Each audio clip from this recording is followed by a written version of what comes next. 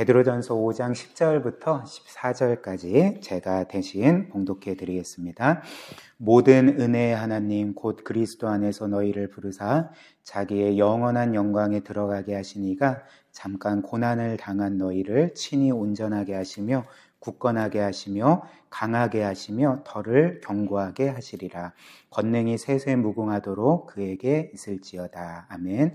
내가 신실한 형제로 아는 실루아노로 말미암아 너희에게 간단히 써서 권하고 이것이 하나님의 참된 은혜임을 증언하노니 너희는 이 은혜에 굳게 서라.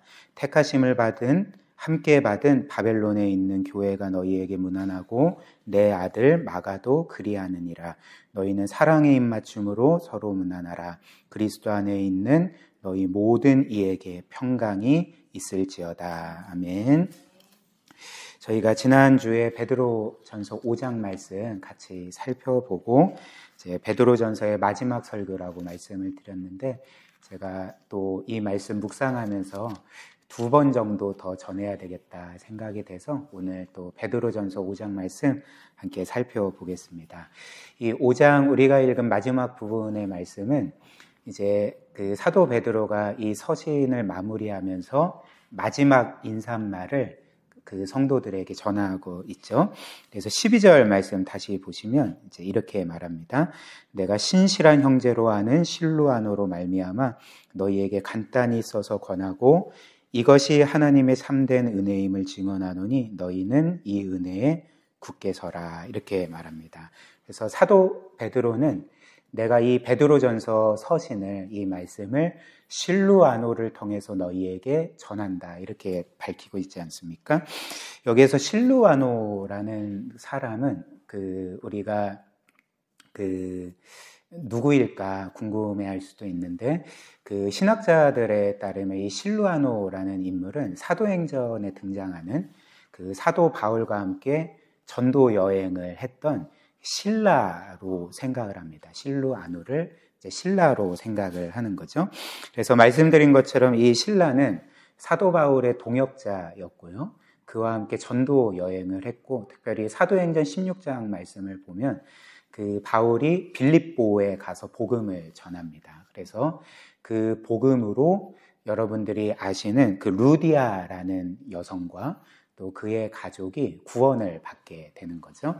그리고 더 나아가서 그 빌립보 안에는 귀신 들린 한 여종이 있었습니다. 그런데 사도 바울이 그 여종을 그 악한 영으로부터 구해주고 고쳐줬던 거죠. 근데 문제는 무엇이냐면 그 귀신 들린 여종을 통해서 많은 돈을 벌었던 그 여종이 점을 쳐줬거든요.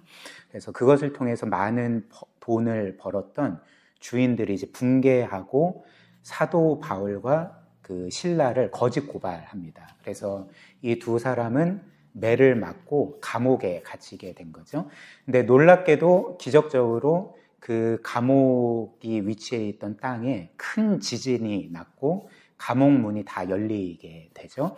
그래서 그 감옥을 지키던 간수는 이제 죄수들이 다 도망간 줄 알고 스스로 목숨을 끊으려고 하던 차에 사도 바울이 그렇게 하지 마라 하면서 이제 멈췄고 내가 어떻게 하면 구원을 받을 수 있습니까? 라는 그 간수의 질문에 이제 유명한 복음을 전하지 않습니까? 그 사도행전 16장 31절을 보면 여러분들이 아시는 그렇죠? 주 예수를 믿으라. 그리하면 너와 너의 집이 구원을 받으리라. 이렇게 복음을 전했습니다.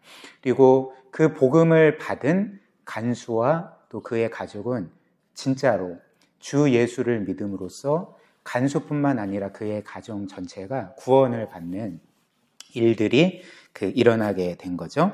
그래서 어찌됐든 사도 베드로는 이 신라를 통해서 베드로전서, 이 하나님의 말씀을 지금의 터키 지역인 소아시아에 흩어져 있는 많은 교회와 성도들에게 이제 전했던 것입니다. 그리고 베드로는 이어서 이제 이렇게 말하는데요. 12절 말씀 다시 보십시오. 내가 신실한 형제로 아는 실루아노, 실라로 말미암아 너희에게 간단히 써서 권하고 이것이, 즉 베드로전서를 말하죠. 이것이 하나님의 참된 은혜임을 증언하노니 너희는 이 은혜에 굳게 서라. 이렇게 말합니다. 그래서 내가 이 서신을 하나님의 말씀을 신라를 통해 너희에게 보냈는데 이것이 하나님의 참된 은혜임을 내가 증언한다. 이 말씀은 하나님의 참된 은혜다. 이렇게 밝히고 있지 않습니까? 그렇다면 베드로는 정확히 이 서신 가운데 어떤 것이 하나님의 참된 은혜라고 말하는 것일까? 물론 하나님의 모든 말씀이 자격 없는 우리에게 주어지는 그분의 은혜이죠. 그러나 특별히 사도 베드로가 이것이 하나님의 참된 은혜다라고 말할 때에 이제 그 내용은 아마도 이제 확실히 이제 복음의 내용일 것입니다. 즉, 이 베드로전서에 기록된 하나님이 우리를 사랑하시고 그리스도를 통해 값없이 우리를 구원하셨다는 그 복음의 메시지가 너희에게 전하는 이 하나님의 참된 은혜다 이렇게 밝히고 있는 거죠. 그래서 우리가 지금까지 베드로전서의 말씀을 쭉 살펴보지 않았습니까? 그래서 베드로전서에도 곳곳마다 복음이 기록되어 있고 우리를 향한 하나님의 은혜와 구원이 우리에게 전해지고 있습니다. 그래서 잠시 한번 다시 살펴보면 1장 3절부터 5절 한번 보십시오. 베드로전서 1장 3절부터 5절 보시면 이제 베드로가 이렇게 복음을 전합니다. 우리 주 예수 그리스도의 아버지 하나님을 찬송하리로다. 그의 많으신 긍휼대로 예수 그리스도를 죽은 자 가운데서 부활하게 하심으로 말미암아 우리를 거듭나게 하시고 산 소망이 있게 하시며 썩지 않고 더럽지 않고 쇠하지 아니하는 유업을 있게 하시나니 곧 너희를 위하여 하늘에 간직하신 것이라. 너희는 말세에 나타내기로 예비하신 구원을 얻기 위하여 믿음으로 말미암아 하나님의 능력으로 보호하심을 받았느니라. 그래서 이 말씀이 우리에게 진짜 실제로 주어진 말씀임을 믿으십시오. 하나님의 그 값없는 선물로 우리에게 주어졌다는 것.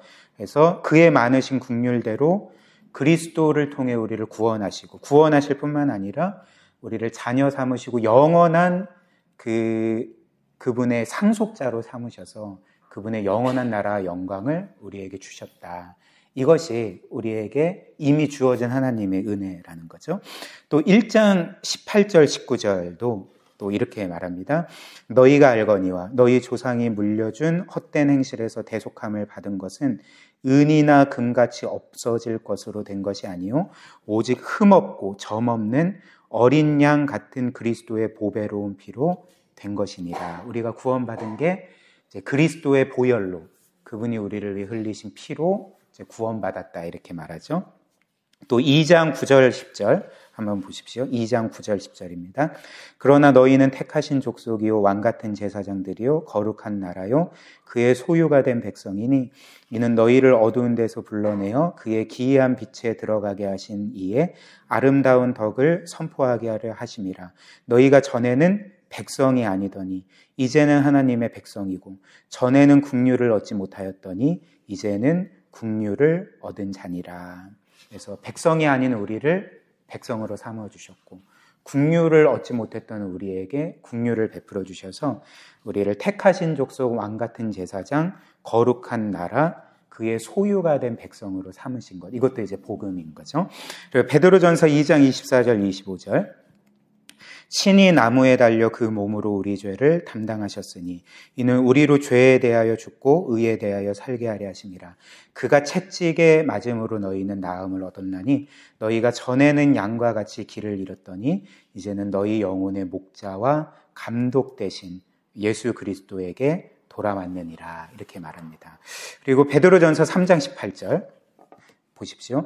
그리스도께서도 단번에 죄를 위하여 죽으사 의인으로서 불의한 자를 대신하셨으니 이는 우리를 하나님 앞으로 인도하려 하심이라. 그래서 죄 없고 티 없고 완전 무결하고 의로우신 그 주께서 우리 대신 불의한 자로서 정죄받고 불의한 우리는 그리스도 대신 의롭다 선언받게 된 것. 그래서 우리를 하나님 앞으로 인도하신 것이 이 복음인 거죠. 그리고 이제 베드로는 마지막으로 복음의 메시지를 이제 이렇게 전합니다. 우리가 읽은 베드로전서 5장 10절 말씀 다시 보시면 이제 이렇게 말합니다. 모든 은혜의 하나님 곧 그리스도 안에서 너희를 부르사 자기의 영원한 영광에 들어가게 하신 이가 잠깐 고난을 당한 너희를 친히 온전하게 하시며 굳건하게 하시며 강하게 하시며 터를 견고하게 하시리라. 이렇게 말씀을 합니다. 특별히 베드로전서 5장 10절이 우리에게 전해주는 이 복음 하나님의 은혜는 무엇입니까? 단지 우리가 죄 용서받고 영원한 형벌을 면한 것만이 아닙니다. 5장 10절이 우리에게 알려주는 하나님의 은혜는 우리를 구원하셨을 뿐만 아니라 이제 어떻게 하셨다고 말합니까? 그분의 영원한 영광에 들어가게 하셨다. 이렇게 말씀을 하는 거죠. 사랑하는 여러분, 사실 이 세상의 모든 사람은 저도 그렇고 아마 여러분들도 그럴 것입니다. 이 세상의 모든 사람들은 자기 각자가 원하는 영광을 얻으려고 할 것입니다. 그래서 우리가 늘 생각하고 또 바라는 것은 내가 좀 영광스러웠으면 좋겠고 또 남들이 나를 바라보고 생각하고 또 이렇게 판단을 할 때 나를 좀 영광스럽게 봐주었으면 좋겠다. 이런 바람이 우리 모두에게 있지 않습니까?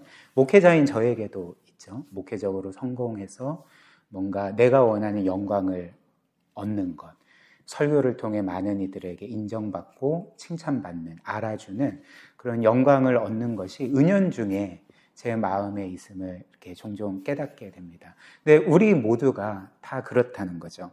그래서 이 세상 사람들은 이렇게 각자 자신이 바라는 영광을 얻기를 원하고 그리고 그것을 위해서 많은 재물을 얻기를 원하고 또 자신이 원하고 바라는 어떤 성과를 내고 성공하기를 원하지 않습니까?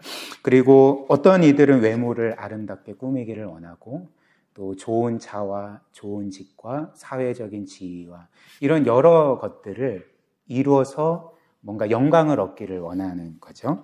그리고 자신이 안 되면 이제 자신의 자녀들을 성공시켜서 이제 대리로 자신이 영광을 얻고자 하는 것이 사실 우리 이 세상 모든 사람들의 인생이라 할 수가 있는 것 같습니다. 그러나 이 일에 있어서 이 세상에서 성공한 사람이 있을까요? 그렇지 않죠. 성공한 사람은 없습니다.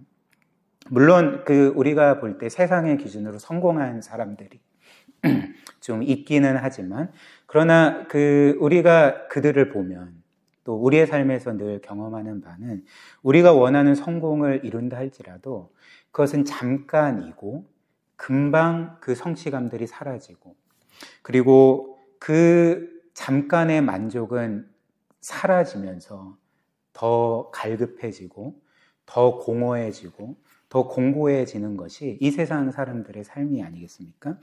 왜 그럴까요? 성경에 따르면 사실 이 세상 것들은 우리의 영혼을 진정으로 채울 수 없기 때문에 그렇습니다. 우리를 진정으로 만족시켜 줄 수 없기 때문에 우리가 그런 존재로 창조되었기 때문에 그렇다는 거죠. 그렇다면 그 사람은 무엇을 위해 창조되었을까? 성경에 따르면 우리 사람은 영원한 존재를 위해서, 즉 하나님, 영원하신 하나님을 위해서 창조되었고 영원한 것을 위해서 창조되었기 때문에 영원한 것이 아니면 어떤 사람의 마음도 그 영혼도 온전히 채울 수 없다는 거죠. 충족시켜 줄 수 없다는 거죠. 그래서 전도서 3장 11절 말씀을 보면 이제 이런 말씀이 있습니다. 한번 들어보십시오.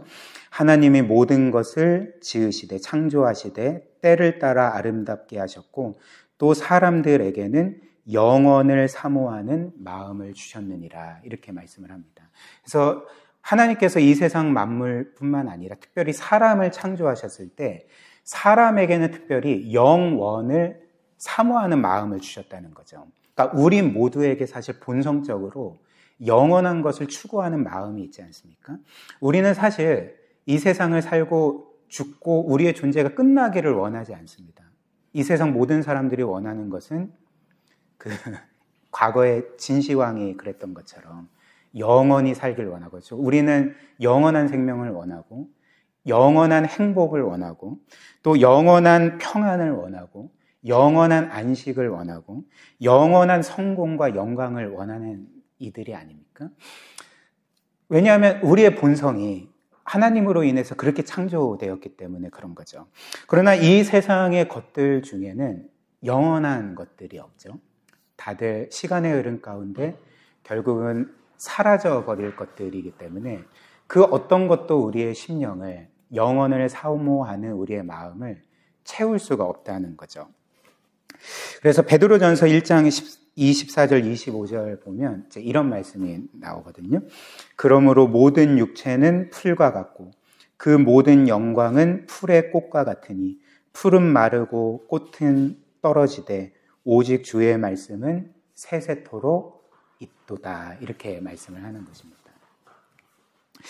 이런 이유로 이 세상에 아무리 좋은 것이라 할지라도 우리의 심령을 채워줄 수 없고, 우리는 영원한 것이 우리의 마음과 심령을 채워주지 못하기 때문에 늘 갈급함 가운데, 늘 공허함 가운데, 공고함 가운데 그렇게 살아가게 되는 거죠. 근데 오늘 성경이 하나님의 은혜를 뭐라고 말합니까? 하나님께서 우리를 구원해 주셨을 뿐만 아니라 우리를 그분의 영원한 영광에 들어가게 하셨다. 이렇게 말씀을 하는 거죠.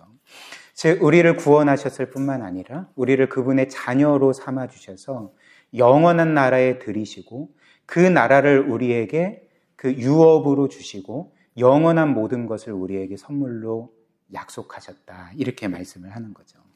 물론 우리는 아직 그 영원한 영광에 들어간 상태는 아닙니다. 아직까지 우리의 손으로 만져지지는 않는 거죠. 그러나 우리가 이 세상을 떠나게 될 때, 혹은 주께서 이 세상에 다시 오실 때, 우리는 오늘 이 말씀이 우리에게 약속하는 것처럼 곧바로 영원한 영광으로 들어가게 될 것이고, 우리는 이 땅에서 우리가 영원을 사모하는 마음으로 바라고 원하는 그 모든 것들을 그곳에서, 그 나라에서 얻게 될 것입니다. 그리고 이제 더 나아가 하나님은 이렇게 우리가 영원한 영광으로 들어가기까지 우리를 지켜주시고 인도해 주신다. 이렇게 약속을 하십니다. 10절 말씀을 한번 다시 보십시오. 모든 은혜의 하나님 곧 그리스도 안에서 너희를 부르사 자기의 영원한 영광에 들어가게 하신 이가 잠깐 고난을 당한 너희를 친히 온전하게 하시며 굳건하게 하시며 강하게 하시며 터를 견고하게 하시리라. 이렇게 말씀을 합니다. 사랑하는 여러분, 그래서 우리가 이 10절 말씀을 비추어서 우리의 삶을 바라볼 때 우리는 한 가지 그 놀라운 사실을 확신할 수가 있습니다. 우리의 인생에서 정말 그 놀라운 은혜를 확신할 수가 있습니다. 그것이 무엇일까요? 그 확신이란 우리의 인생, 우리의 삶에는 결코 궁극적인 실패라는 것은 없다는 거죠. 이것을 우리가 확신할 수 있는 것입니다. 물론 우리는 이 세상에서 내가 원하는 것을 이루지 못했을 수도 있고, 또 내가 바라던 삶을 살지 못했을 수도 있습니다. 오히려 거꾸로 내가 원하지 않는 삶을 어떤 면에서 평생 살 수도 있을 것 같습니다. 그래서 이 세상의 관점에서 보면 마치 실패한 삶처럼 나의 삶을 그렇게 생각할 수도 있겠죠. 그러나 오늘 이 10절 말씀이 우리에게 주는 확신은 무엇이냐면, 그럼에도 불구하고 그리스도인의 삶에는 결코 궁극적인 실패가 없다. 우리가 원하는 삶을 내가 살았든지 살지 않았든지 간에, 세상의 관점에서 우리가 성공했든지 실패했든지 전혀 상관없이 우리의 삶에는 결코 궁극적인 실패는 있을 수 없다. 왜 그럴까요? 왜냐하면 우리의 종국은, 우리의 인생의 끝은 죽음도 아니고요, 실패도 아니고요, 우리를 기다리고 있는 것은 오늘 10절 말씀처럼 영원한 영광이기 때문에 그런 거죠. 하나님께서 우리를 그 영원한 영광에 들이실 것이고, 그 나라와 모든 것들을 우리에게 주실 것이고, 우리는 그 삼위 하나님의 무한하고 영원한 그 사랑을 받으며 그분이 우리를 가장 귀하게 높여주시고 가장 영화롭게 하실 것이고 우리를 복되게 하실 것이기 때문에, 이것이 우리의 인생을 기다리는 끝이자 종국이기 때문에 우리의 인생에는 결코 궁극적인 실패는 없다. 우리에게는 영원한 영광과 성공만이 기다리고 있다는 것을 우리가 확신할 수가 있는 것입니다. 이것이 바로 베드로가 말하는 참된 은혜인 거죠. 하나님의 참된 은혜인 거죠. 그리고 그래서 이제 베드로는 마지막으로 우리에게 이렇게 말합니다. 12절 후반절 한번 더 보십시오. 12절 후반절에 보면 이것이 하나님의 참된 은혜임을 증언하노라 이렇게 말씀하고 이제 뭐라고 말합니까? 그렇기 때문에 너희는 이 은혜에 굳게 서라 이렇게 말씀을 하는 거죠. 이 은혜 위에 굳게 서라. 바꿔 말하면 너는 이 복음의 메시지 위에 굳게 서야 되고 그리고 그것을 믿는 믿음 위에서 굳게 서야 된다 이렇게 말씀을 하는 것입니다.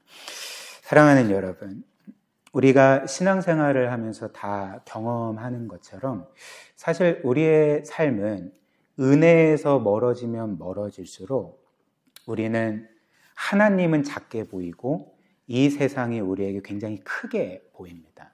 그래서 마치 우리의 인생에서 이 세상이 전부인 것처럼 끝인 것처럼 생각하게 되는 거죠. 그래서 그렇게 될 때 우리는 어떤 삶을 살아가냐면 이제 하나님은 보이지 않고 이 세상이 마치 나에게 전부이고 끝인 것처럼 생각이 되니까 그렇게 보이니까 이 세상에서 내가 이루고 성취하고 소유하는 그것들이 나에게 전부인 것처럼 끝처럼 생각하고 그것으로 인해서 우리의 삶을 계속적으로 판단하게 됩니다. 그렇다면 여러분들은 이 기준을 가지고 여러분들의 삶을 판단할 때 여러분들에게 기쁨이 많습니까? 낙심된 일이 많습니까? 낙심된 일이 많은 거죠. 그러나 우리가 오늘 이 말씀처럼 하나님의 이 은혜 위에 굳게 설 때, 이 복음의 메시지를 늘 기억하고 복음의 은혜 안에 거하면 거할수록 세상은 작아 보이고 하나님은 커 보이게 되는 거죠.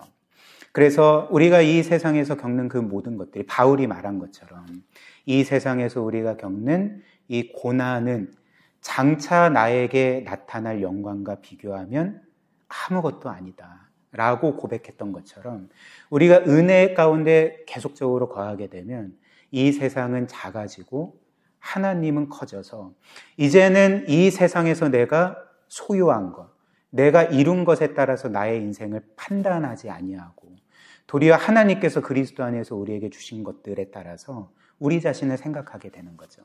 그래서 하나님께서 나를 정말 표현할 수 없을 정도로 지극히 큰 사랑으로 나를 사랑하시고 이 세상 어떤 것보다도 귀하고 보배롭게 여기시고 나를 끝까지 지키시고 인도하시고 가장 선하게 인도하고 계시고 그리고 그 하나님께서 나를 그분의 영광스러운 자녀와 상속자로 삼아주셨다는 것을 이 모든 것들이 우리에게 크게 보일 때 우리는 이 세상에서 우리가 사는 삶과는 전혀 관계없이 우리는 늘 이 세상이 알 수 없는 기쁨을 누릴 수 있고 감사할 수 있고 평안할 수 있고 그리고 어지러운 삶 가운데서도 안식하고 평안할 수 있고 우리는 이 세상이 결코 알 수 없는 확신과 용기로서 하루하루를 힘있게 살아갈 수 있게 되는 것입니다. 이것이 바로 하나님의 참된 은혜이고 오늘 사도 베드로가 마지막으로 너희는 이 은혜 위에 굳게 서야 된다 이렇게 우리에게 말씀하고 있는 거죠. 이렇게 늘 하나님의 은혜 위에 굳게 서고 그 은혜의 자리에서 벗어나거나 멀어지지 아니하고 늘 은혜의 영향력 안에 거하시기를 주님의 이름으로 축복합니다.